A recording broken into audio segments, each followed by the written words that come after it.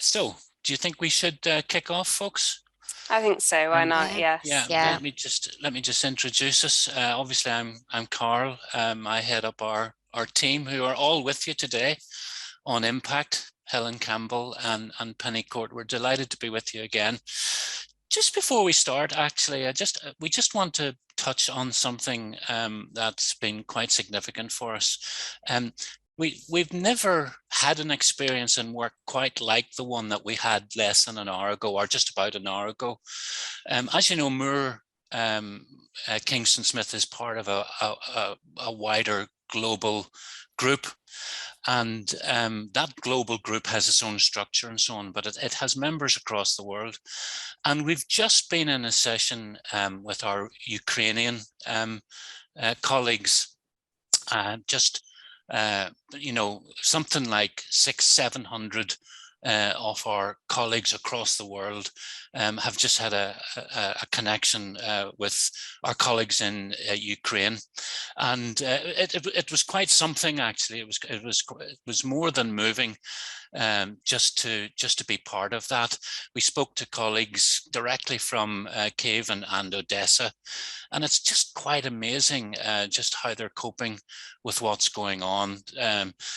We spoke to a couple of young men directly who were telling us what life was like, and they were talking about, they're even slightly joking and having fun about the future. And the plans they have, a whole range of plans, including if the Russian administration takes over, what their lives will be like and how they'll get back to normal. And then we were talking again directly to a couple of young women who have made it out of the war zone and been taken into families in places like Germany and Poland. And we were talking to them, and one young woman broke down just at the emotion of, having to move away without her family. So it was just quite something. I think the three words occurred to me: unbelievable is one of them in terms of what's happening there. Incredibly moving, just the emotion of everything that's happening, and finally the thankfulness that's being expressed by our Ukrainian colleagues for what people, not just in the UK, but as I say, across the world, are trying to do in support and sending love to those people in that situation. So I'm sure we all have our own thoughts and our own actions around just what's happening, but that was quite something, just to have that opportunity to talk directly. Now then, we're going to move on to the main business. We're delighted to be doing another Impact webinar. For those of you who maybe are joining us for the first time, we've been doing quite a number of these since the pandemic. So we hope that you find today very useful. For those of you who have seen us before, maybe there's one or two things we'll be repeating, but we're delighted to see you nevertheless. So without any more ado, let's get moving. Helen, you're going to kind of kick us off, I think. Thanks, Carl. Yes, I will do. And yes, hi everyone. Thanks for joining us. This is a bit of a route map of the course that the next hour or so will take. So there'll be a few slides, again, probably be quite familiar with those of you who've seen our webinars before. Just a few introductions. We'll keep that very brief. Then I'll be talking a little bit about impact concepts. Penny will cover some things about how we can think about better serving stakeholders. Then we'll consider some real life case studies from some organizations that we've worked with about sort of becoming more impactful. And then Carl will be tying things up with thinking about what optimizing and decision making kind of mean. And then hopefully we'll have plenty of time for questions at the very end. If possible, when you ask a question, please put it in the Q&A rather than the chat, because it sort of enables us to keep that bit of the webinar quite well organized in that sense. But also, we're quite a nice group today, so please do get stuck into the chat if you've got comments or ideas or reflections on how things have been working in your own organization. So yeah, we hope to have quite a good kind of discussion with you all today as well. So yeah, very brief introductions. As Carl mentioned, we're part of a global network called Moore here at Moore Kingston Smith. but our sort of organisation in particular is MKS, and we have a lot of sort of specialist knowledge and understanding in the charity finance and charity audit sector. So we're mostly accountants, but there's this quite esoteric bunch of us that you can see on this slide in front of you, the 6 of us, and we're not auditors at all, but we kind of work within MKS doing lots of different types of kind of consultancy work with charities. So there's the 3 of us that you can see on the top there. We've got Mark and Marcus on the left-hand side who do work about financial sustainability and cost recovery, financial function reviews and things. Dan is part of our fundraising team. And then we also do a kind of all wraparound kind of strategic planning kind of concept too with charities. So we've got lots of skills amongst the whole team. And then just before we kind of dive into the material properly, here are some of our upcoming events. And the thing to really draw your attention to is this training on the 31st of March, which sort of accompanies this 1-hour webinar, and that's a half day on training of how to optimize the social value of your organization. So you might want to look that up if you find any of the stuff that we're talking about today sort of particularly thought-provoking. We've also got some fundraising training and financial sustainability training coming up too. So without much further ado, let's just dive into some impact concepts then for the day. So I just kind of wanted to introduce a few definitions really that we'll be using throughout the rest of the webinar, just to kind of bring us all onto the same page when it comes to impact measurement. And this first definition is about stakeholders. And we define stakeholders as any group of people who experience change through your activity.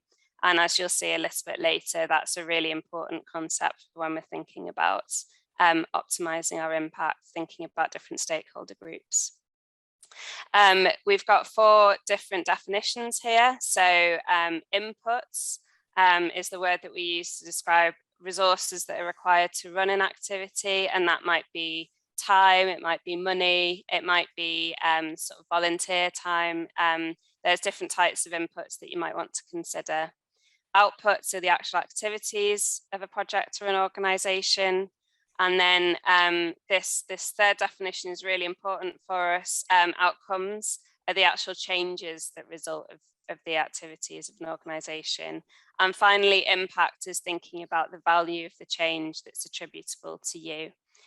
So you'll hear more about those concepts as we go sort of throughout the webinar. And then I just wanted to include this really because when we're talking about impact measurement and social value measurement and things like that, there's actually more of a sort of international effort to bring all of these things together into a kind of common language or a common framework, which is what you can see here, which are called the 8 principles of social value or of impact measurement. And there are many organizations over the world and many sort of networks who subscribe to these core principles of what good impact measurement should look like. So we've got involved stakeholders at the very heart of that.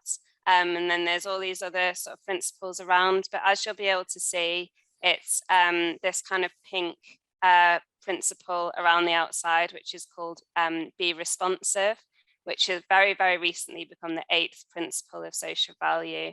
And we were kind of talking about what that means within the team and, you know, what that means for our practice as impact measurement practitioners.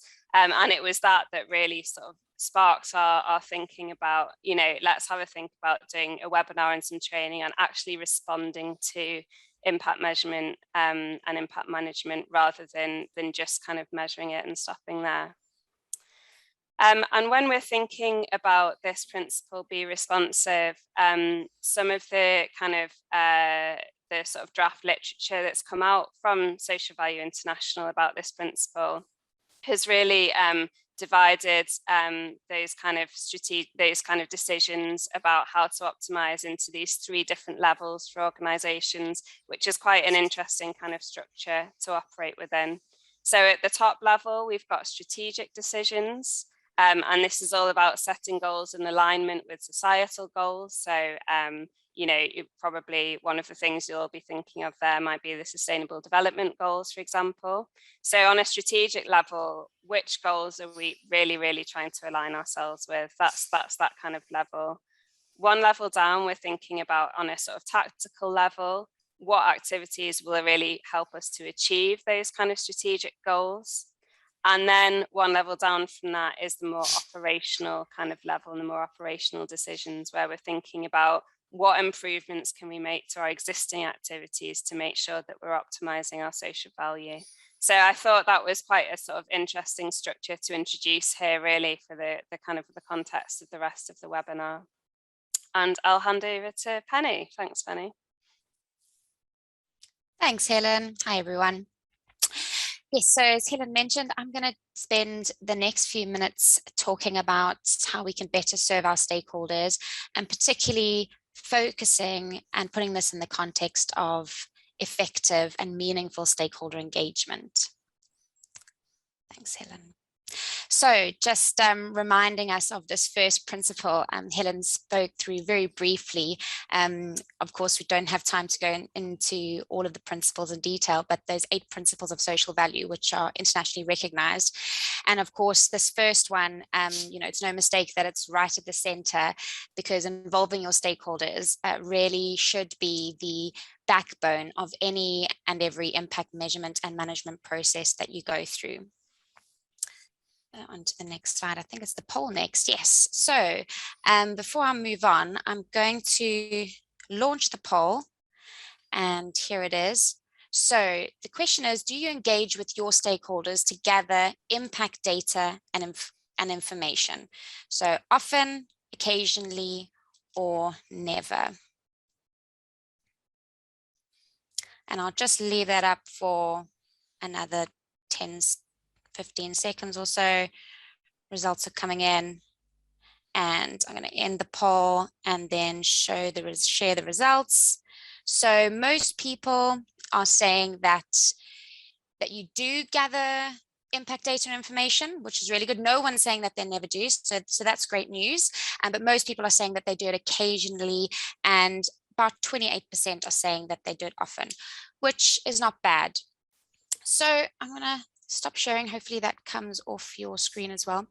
So can move on to the next one. Thanks, Helen.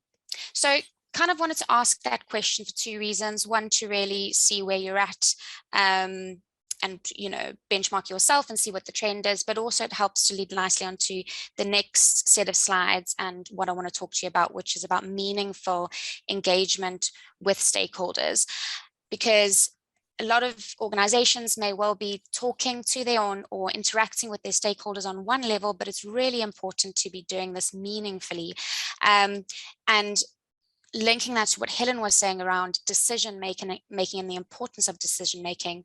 Obviously, the theme of this webinar is around how do we optimize our social value? So how do we create more impact for the communities that we're working for and with, right? And if we're going to do that, we need to do things differently, make decisions, change things, and adapt. And in order to make good decisions, we need to base that on high quality data. And in order to get that high quality data, meaningful engagement with your stakeholders is really, really crucial. So to guide us, we've got 5 questions here. So I'll start at the top and make my way around. And they're just our questions to just hopefully guide your thinking, and maybe you can talk about with your colleagues as well in terms of, are you doing this, and are there sort of some things you can tweak or do differently? So first and foremost is, do you know who your stakeholders are? It might seem like a silly question, because you are likely to definitely know who your primary stakeholder group is, but more often than not, there will be other groups of people who are also being affected by what you do. So really thinking about who are all these different groups of people that are either directly or indirectly affected by what you do. And even within those groups, are there subgroups? So are there differences in experiences of change between genders, or perhaps differences between people who are living urban or in a rural setting? So thinking about what those different subgroups are as well. Next round is, are you engaging with your stakeholders? So of course, there's a question of how are you engaging? Is it focus groups? Is it surveys? Are you interviews? And then of course, are you reaching all those groups and subgroups? Or are you just talking to the people that are easy to get a hold of? Are you, you hear about this idea of a representative sample. And so are you talking to everyone, or at least a selection of everyone that your stakeholders, that your activities are reaching, and not just your primary stakeholder group? Third one round is, are you asking the right questions? This is a really important one. Quite often we read social impact reports and there'll be lovely quotes from stakeholders saying how much they enjoy or value a service and how, it's potentially been really life-changing. And that's really, it's great to hear that, but it doesn't really tell us about the change that's happening for them, the actual difference that that activity or that organization is making in the lives of those people. So making sure you ask the right questions, carefully crafting those so that you really get to the heart of that, which is uncovering what is changing for stakeholders because of what you do. Next round is, do you ask about negative changes? My number one message here on this point is, don't be scared of your negative changes and don't be scared of uncovering these. Ask about them and ask about them directly. Stakeholders may or may not also be forthcoming with it. So a very direct question. Is this activity causing any negative changes for you? And it's really powerful once organizations understand if there is any negative change. Of course, it's going to be unintended negative change. You're not going to go out there to intentionally do that, but it happens a lot. And once you're aware of it, then you can put things in place to do something about it, which leads on to the next point, which is, do you use stakeholder feedback to change and adapt your services? And this is really the whole point of this, and that tying in with that 8th principle, which is be responsive. Once you've got all this impact data and information, lots of organizations have it, but then are you actually taking it one step forward to respond to it, to do anything with it? So if there are negative changes, are you putting things in place to mitigate the risk of them happening again? And where your positive changes are happening, is the opportunity to enhance those positive changes. So on to the next slide. So this now brings us to the second half of the webinar. And Helen and Colin, myself, are just going to spend the next few slides talking about some real life examples. So these are clients that we've actually worked with in the past, and how the impact measurement process and the report has really helped them to be identify ways that they can optimize their social value. So I think I'm first up. Yep. So I'll kick us off and talk about a charity that we worked with relatively recently. This is a children's charity, and they work throughout the UK, and their mission is to get kids physically active. So their events run on Saturdays, and the way that their business model is arranged is that volunteers are key, because they actually facilitate the events. So they do the setting up, facilitate the running of the events, and then children come from the local communities with their families, siblings, guardians, etc. And so what we did a relatively standard social return on investment analysis for them. And as a first key part of the process, mapped out the key stakeholder groups that would be experiencing change. So that was the children, the parents, and the volunteers. And within the volunteer group, some of those volunteers were parents as well. And really helped and through stakeholder engagement. So we did a number of focus groups and interviews. And for those 3 stakeholder groups, mapped out the key outcomes that were being experienced. And what was very interesting in the volunteer group was that there were a number of positive outcomes, such as volunteers felt that because of volunteering at the events, they felt that they'd got to know more people in their community, so they belonged more. It helped with their stress levels and helped mental health. But there was a number of positive outcomes, but there was one negative outcome, which was around this feeling of burden. because they felt that they were sort of, everything was on their shoulders, and they were responsible, as I said, for setting up and running it all, and recruiting and feeding back to HQ, and a whole load of things that sort of had turned it into a little bit of a burden for them.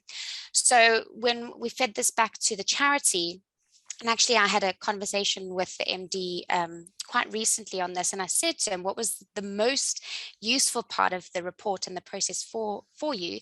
And he said, actually, identifying those negative outcomes was the most important thing and powerful thing for him, because what they then did was that they changed the way they ran things. So now how they run the events is they pay a coach, and then they have 4 or 5 volunteers who come and support the coach. And it really struck me. He said his thinking when he found out about the negative outcomes, and what he said to his team was, how can we make sure we keep these volunteers but reduce these negative experiences that some of them are, that's happening for some of them. And so obviously we haven't got around to doing another analysis yet. But hopefully when they ask volunteers again, there'll be certainly less of that feeling of burden. So that's just a really good example of how charity has used identifying the negative outcomes to improve and optimize their social value. Thank you, Penny. So yes, I'm going to talk about one particular case study that's all about considering importance. So the third principle of those 8 principles that I sort of flashed up for about 2 seconds earlier, the third principle is value what matters. And you may or may not be aware that there's all sorts of kind of conversations about whether you need to do that financially or not. And it's possible that Carl might touch on that a bit later on. But one of the things that we talk about and that we do whenever we talk to stakeholders, once we've identified the changes that are happening for them, we ask them, out of all of these changes, which are the most important changes for you? And that's a really, really crucial question, and it can lead to really interesting insights that can sort of present different ways and different directions to kind of take your services and the design of those services. So in this particular example, we worked with a national funding sort of welfare organisation, and they give money to people who are in crisis of various forms. It might be debt, it might be sort of business troubles, it might be because there's been a sort of sudden health or social issue within a family, but they kind of give these pots of money out to people. Incredible work that they do, and we had some very sort of moving interviews with stakeholders when we started talking to them and speaking to them on the phone about the work of this organisation. But one thing that really came out in these interviews when we talked about what outcomes they'd experienced is that from the sort of charity's point of view, they saw themselves and collected data as an organisation that primarily gives money to people. And the people who are receiving that money got kind of engaged with by very kind of well-trained and well-experienced support workers who kind of came in, sat down with them, listened to them, listened to their troubles, worked with them to kind of come up with a solution. And so there were a sort of multitude of outcomes that were happening. There was this sort of financial help and the relief of the financial burden, which was very significant for people. But there were also all of these other outcomes that were happening around peace of mind, increased feeling of sort of emotional support, companionship, people able to verbalize things for the first time that they'd never been able to talk about before. And when we asked stakeholders, out of all of these outcomes, which do you value the most? Lots of people said the money was amazing, but it was really that kind of emotional and kind of companionship support that I really, really valued and really kind of elevated my well-being at this sort of quite challenging point in their lives. So that sort of presents quite an interesting picture for any organisation who kind of might see this sort of vision. So it's clear that they're doing good work financially, but also they have all of this sort of untapped social value that's clearly happening for people that they're not collecting data on, and that they're not even really necessarily kind of focusing on fostering. So for an organization that's sort of presented with this picture, there might be a few different directions you could take it in. You might think, okay, I'd like to get more resource so that people can spend more time with these beneficiaries, so that we're even enhancing this kind of aspect of their experience. It might be thinking about training for people to really kind of make sure that they're able to sort of sit alongside someone when they go and see them for the first time. There's a few kind of different interesting areas and directions that you can kind of take the services when you start introducing this idea of sitting down with a stakeholder and saying, what's the most important thing for you? Not for an organization, not for the funder, not sort of for your priorities, but for you as a stakeholder, what's the most important thing for you? And yeah, it can be a very revealing question in our experience, and kind of can present lots of interesting ideas of where you might be able to optimize your social value. Okay, so it's my turn now. This is another case study. It's an organization that we worked with, I suppose, a couple of years back, and we've worked with them since as well on another small piece of work.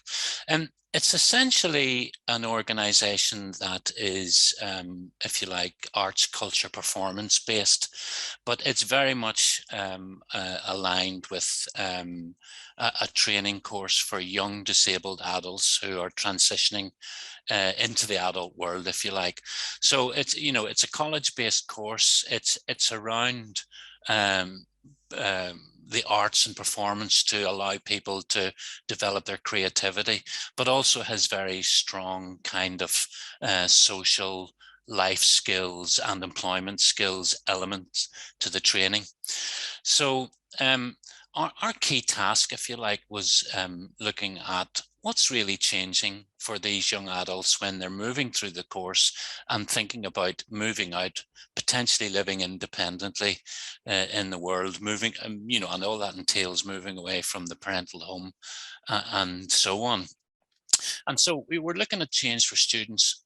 And one of the things we do, as Penny has so clearly talked to us around, is the stakeholder engagement element, actually not deciding as a staff group what they think is changing for the students, but actually going and directly engaging the students and talking to them about their experiences. And so we did that initially.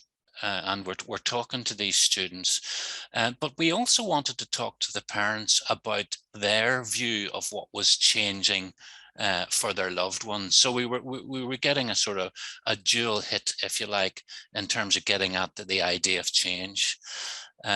And so we did meet with the parents as well as the students. And actually, it was really interesting. These photos just on this slide are meant to represent the students doing their sort of arts culture based work.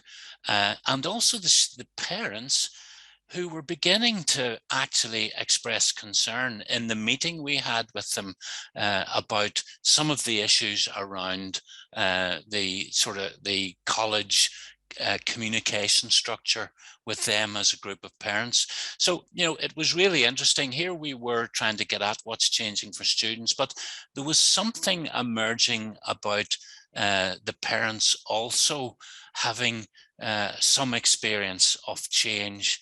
And in this case, not always positive. So one of the things we're talking about in this example is thinking carefully about who's experiencing material change. And it may be that you can optimize your impact by looking at more than the kind of what would be considered just purely the beneficiary group. So we talked to these students and we talked to the parents. Now, for the students, there was plus around confidence, there was plus around their ability to develop, go on work experience. A lot of it was plus stuff. Even some of them were developing their emotional adult life and thinking about partnerships and marriage and living with a partner, all those kinds of things. And there was certainly pluses around coping skills. At the same time, strangely, parents were getting more and more worried as the time came close for the actual transition out into the world. So there was a correlation between the timing getting close to go out into the world and the parents' worry. And as I say, these photographs are meant to represent just some of the issues where parents are saying, hang on a minute, I'm experiencing concern here. And one of the issues that came to light was just the communication with parents that the college was able to provide. Here was the college working very successfully with students, not working just as successfully in terms of communicating with their parents. And so the element that Penny's touched on, was there negative stuff happening here? Is it, do you need to deal with this? Do you need to manage this negative experience? And the college were very, very good at saying, we recognize this, there's something we need to do. Actually, what we're going to do is kind of divert some resources into meeting more with parents, talking more about the time that's approaching this transition, and just really doing a lot more to actually communicate with parents, where they can communicate their concerns and maybe have some of those things addressed. So it was very much a situation where there was a real movement around parents having much more resource to consider how their loved ones would make this transition. Next slide, Helen, is another case study, which is a completely different organization. And this was an organization I worked with some years ago, going back, and it was actually a drugs rehabilitation center. And in this case, the organization, the meetings were driven by service users. So it was very much a self-help scheme, if you like, cooperation, mutual support, all those things built into the kind of delivery mechanism. So you had to be clear of substance misuse to be part of this particular project. And I suppose the nature of that is that the project had a huge focus on self improvement, given the situation of a history of alcohol and drugs misuse. So again, we were doing our stakeholder engagement. What's changing? Tell us about your experiences. Tell us about how your connection to this project is actually, resulting in outcomes. And we were focusing on, are the same outcomes happening for young men as are happening for young women? Are those the same as for older service users? We were trying to make sure that we were getting that representative sample that Penny was talking about. But if you just look at the outcomes here on the left, you can see that, generally, the kind of mainstream of outcomes were very much around, the individual kind of progress that the group was making. Better self-care, reduced feelings of exclusion, and so on. If you look at the right-hand side, these were also outcomes that were really important. And I remember kind of some of the quite moving sort of stories that people were telling us in that room during the stakeholder engagement. Better relationships with children, partners, and parents. Now, for an impact practitioner, that's flagging up that there are other people other than the main beneficiary who's experiencing change. Better relationships for who? Well, family members. Feeling less of a burden. Feeling less of a burden for whom? In this case, it was feeling less of a burden for the state. So here was a situation where an outcome for the end beneficiary, if you like, was also resulting in an outcome for the likes of the state, or feeling less of a burden, again, to family. Was there a case then that this outcome was leading to outcomes for other stakeholders who aren't included?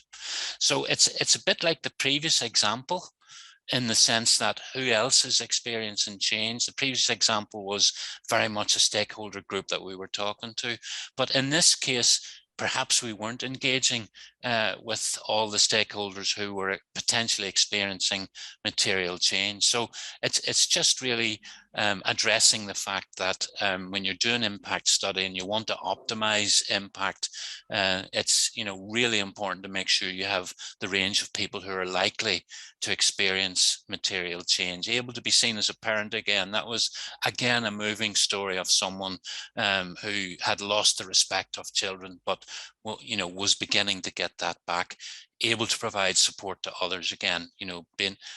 Again, it suggests other stakeholders in the relationship who must be experiencing change. Right, moving on. So we're just going to talk a wee bit now. We just want to be careful of time, because we do want to leave time for a bit of discussion or questions. This bit is essentially about thinking about really what the route is to optimizing change when you're implementing an impact framework. And I'll just quickly go through this. You can see the key elements down the left. We often talk, and those of you who joined us before will be familiar with our slides, possibly in terms of the relationship between inputs, outputs, outcomes. That's very much the bread and butter of thinking about impact measurement. If we get down to outcomes for now, well, when you sort of identify outcomes, you want to measure how much of them are actually happening as a result of your work. So you're thinking about indicators to measure outcomes. To what extent is the change happening as a result of your work, and for how many stakeholders is the change actually happening? So you're really getting into the nuts and bolts here of a framework which is designed to measure the change that's attributable to you, and that's our core definition of impact. It's the change that's really down to your actions in terms of what you deliver in a project. And then when you measured outcomes, obviously for us it's quite important to think about the value of those outcomes. Is it just enough to think, well, the value is kind of higher or lower on a scale without putting numbers on it? Most of you will be aware that social return on investment methodology very often monetizes outcomes, so comes up with an actual monetary value for a particular change.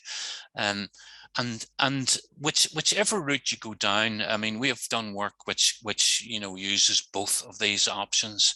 It's all about that fourth blue arrow down on the left. It's all about the relative importance of outcomes. Once you've identified what your outcomes are, what's the relative importance of those? And it's possible to have an indicative view of that. That's the bit about, is it tending towards high?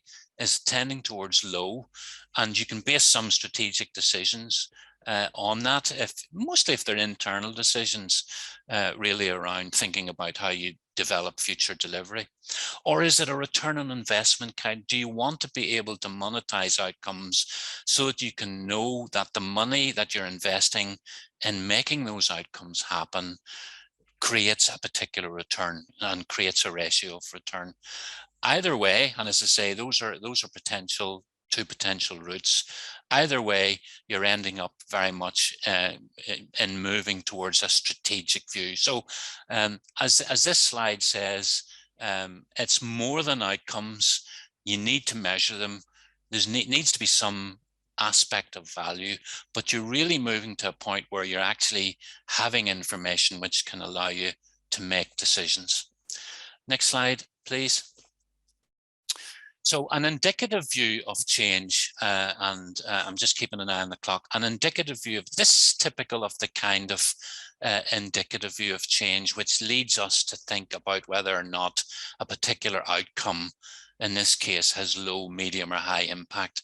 And this is one of the ways you can do it. You can take an outcome that you've discovered and you can apply it across a number of criteria in order to come up with some sort of scoring system. So this scoring system is relatively simple. 1 is low, 5 is high, and you could ask yourself questions like, is there evidence of high value change? So again, you'd get that from talking to stakeholders. Does the change in the case of B here clearly link to the activity? So a lot of people carry out activities and claim changes resulting from that activity, but is there a very clear causal link? For example, if you run a cafe in a, say, a local community centre, you might serve coffee. That mightn't lead to a huge amount of change, but if you run a cafe and you serve coffee and you've got a worker who's working with, say, young people who are coming to meet in the cafe, and there's an actual program, you can say, well, that activity, because of the mixture of activities, actually potentially leading to the change that we have observed. So, again, this is contextually based. It depends on what you're delivering. So you can see the different criteria there. Part C, does the change provide for multiple stakeholder groups? Going back to the examples that we gave you. Now, just a health warning, these criteria, some of them are applicable because they're based on the principles that Helen showed, but some of them need to be contextual to the actual delivery mechanism.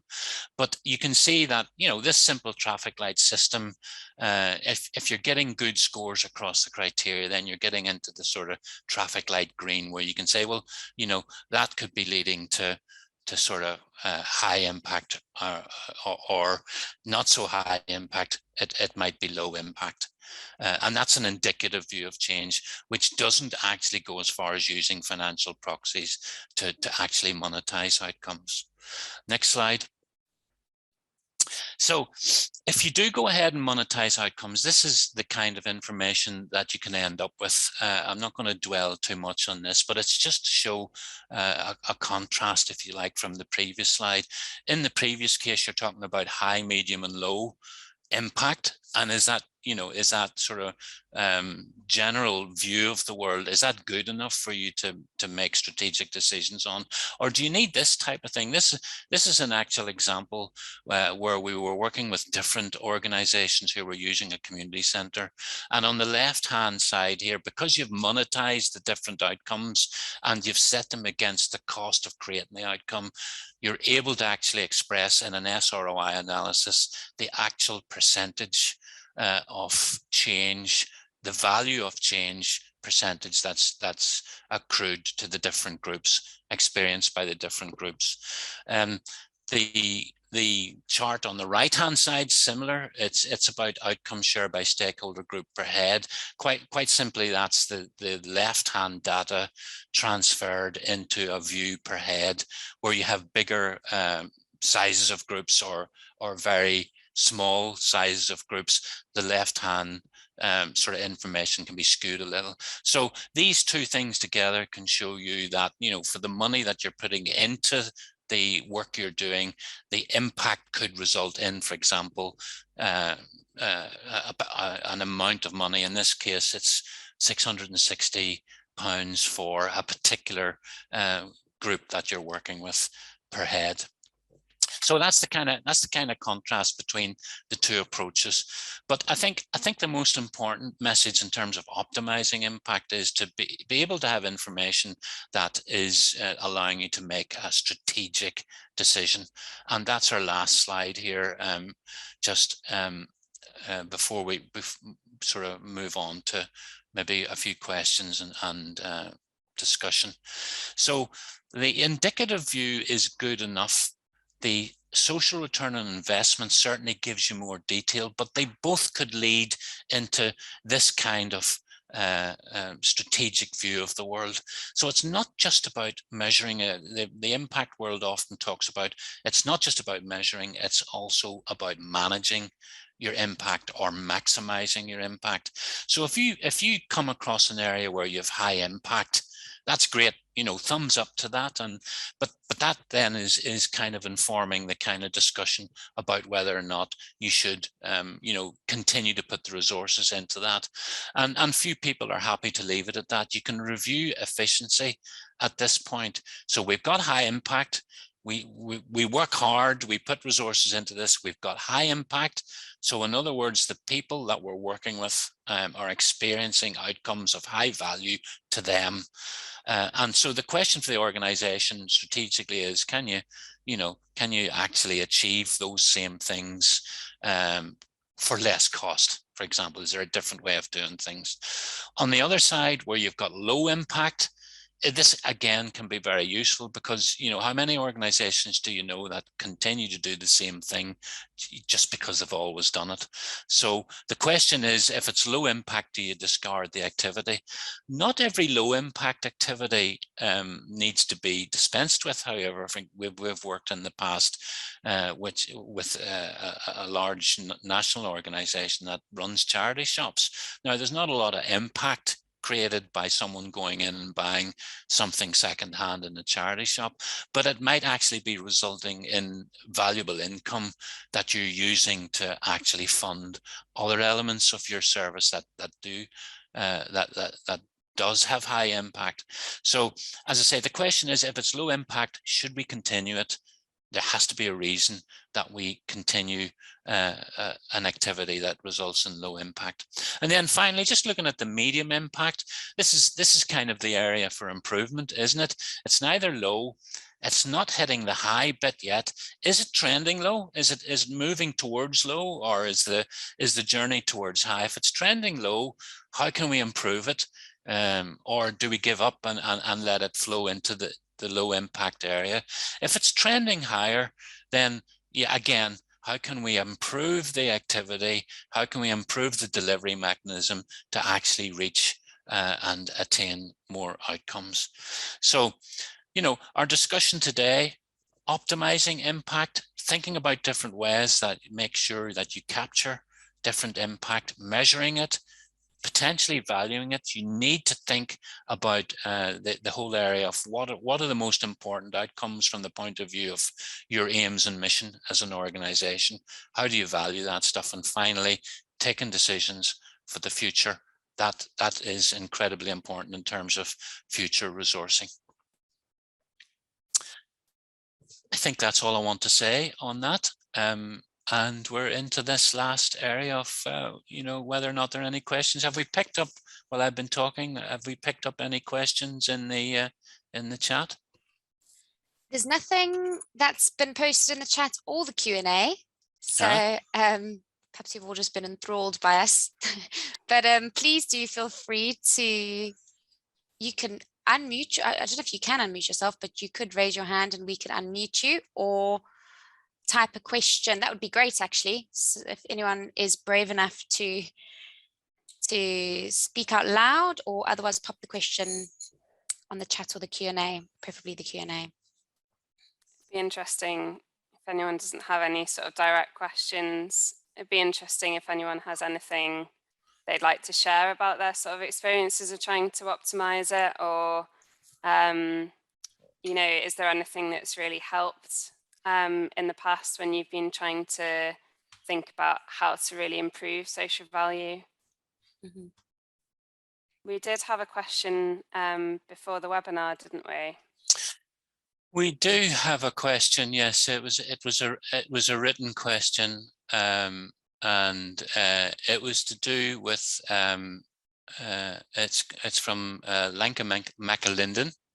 I'm not sure they're with us today, actually, but they're saying, you know, I run a charity and the beneficiaries are in Kenya.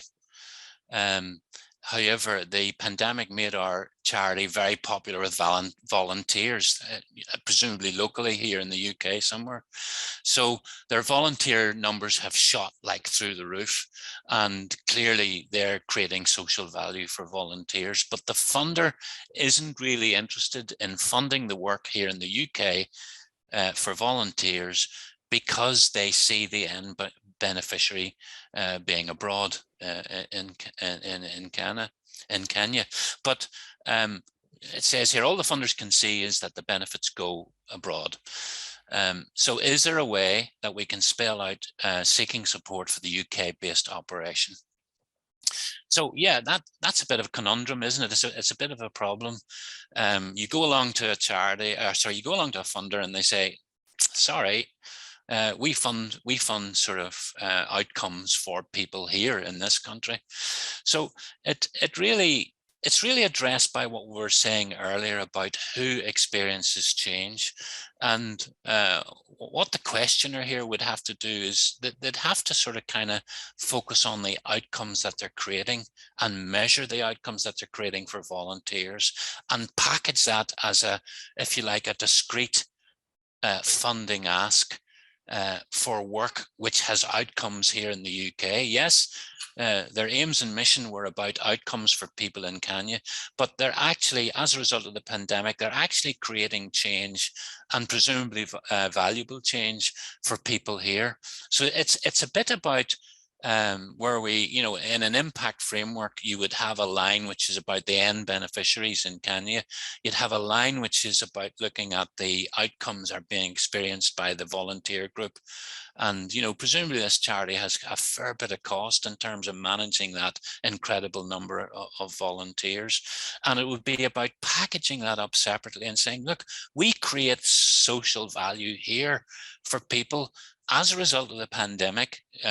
Here are the changes that these people are experiencing. They've told us so. We're engaging with them. We're talking to our stakeholders, and we need support in order to keep that social value going here. Never mind what's happening in Kenya. That, you know, that's a different aspect of the funding ask altogether. And so the answer is, yeah, how do you convince a funder that this is important?